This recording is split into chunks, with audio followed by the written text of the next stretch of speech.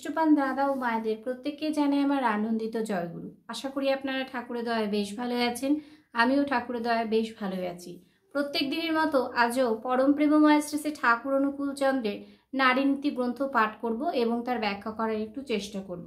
প্রত্যেক দিনই আমি বলি যে আমি যে ব্যাখ্যাগুলো করছি আপনারা সেগুলো শুনছেন, জানছেন এবং সবার কাছে শেয়ারও করছেন, খুব ভালো লাগছে। এবং ভিডিও শেষে সবাই কমেন্টসও করছেন, খুবই ভালো লাগছে। তো আজও বলবো যে আপনারা ভিডিওটা স্কিপ না করে একটু শুনবেন, ঠাকুরের কথা একটু শুনবেন। আর আমি যতটুকু পারি ততটুকু ব্যাখ্যা করার চেষ্টা করছি। তাতে যদি আপনাদের মঙ্গল হয় কিংবা সেই কথা, সেই ঠাকুরের কথা শুনে যদি আরও দুটো লোকের ভালো হয়, মঙ্গল হয়, সেটা সবার কাছে পৌঁছে দেওয়ার চেষ্টা কিন্তু আপনারাও করবেন। এটা কিন্তু আপনাদের কাছে আমার একটা বিশেষভাবে অনুরোধ রইল। জয়গুরু। তো আজও বলছি ভিডিওটা স্কিপ না করে অবশ্যই একটু শুনবেন এবং ভিডিও শেষে আমাকে অবশ্যই কমেন্টস করে জানাবেন যে আমি যে বাণী পাঠ করছি এবং ব্যাখ্যা করছি তা সঠিক হচ্ছে কিনা। পরম প্রেমময় শ্রী শ্রী ঠাকুর অনুকূল চন্দ্রের নারী নীতি গ্রন্থ পাঠ সমত প্রকাশে। যে নারী নিচু হইয়া সম্মানের সহিত নিজের মতকে প্রকাশ করে এবং তৎসম্পর্কেও কাহাকেও খাটো করে না, সে সহজেই আদরণীয়া ও পূজনীয় হয়। বাণী সংখ্যা 15।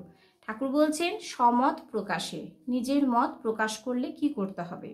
যে নারী নিচু হইয়া, যে নারী নিচু হইয়া সম্মানের সহিত নিজের মতকে প্রকাশ করে, সম্মানের সহিত, অসম্মানের সহিত কিন্তু নয়, নিজের মতকে প্রকাশ করে এবং তৎসম্পর্কেও এবং তার সম্পর্কেও কাহাকেও খাটো করে না, কাহাকেও ছোট করে না, যে তুমি এটা পারছো না, এটা করছো না, বা রূঢ় ভাষায় হোক বা কোনো রকম ভাষায় হোক, তাকে কখনো কাহাকেও ছোট করে না।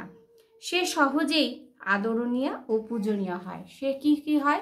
সে কিন্তু সহজেই আদরণীয় হবে এবং পূজনীয়ও হবে। সেই জন্যই ঠাকুর বলেছেন যে নিজের মত যখন আমরা প্রকাশ করব তখন কি করব?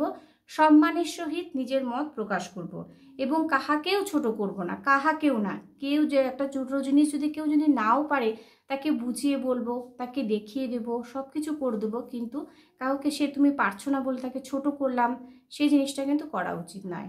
যদি আমি সেইভাবে করি তাহলে কিন্তু কোনোদিনই কারোর কাছে আমি আদরণীয়া এবং পূজনীয়া হয়ে উঠতে পারবো না।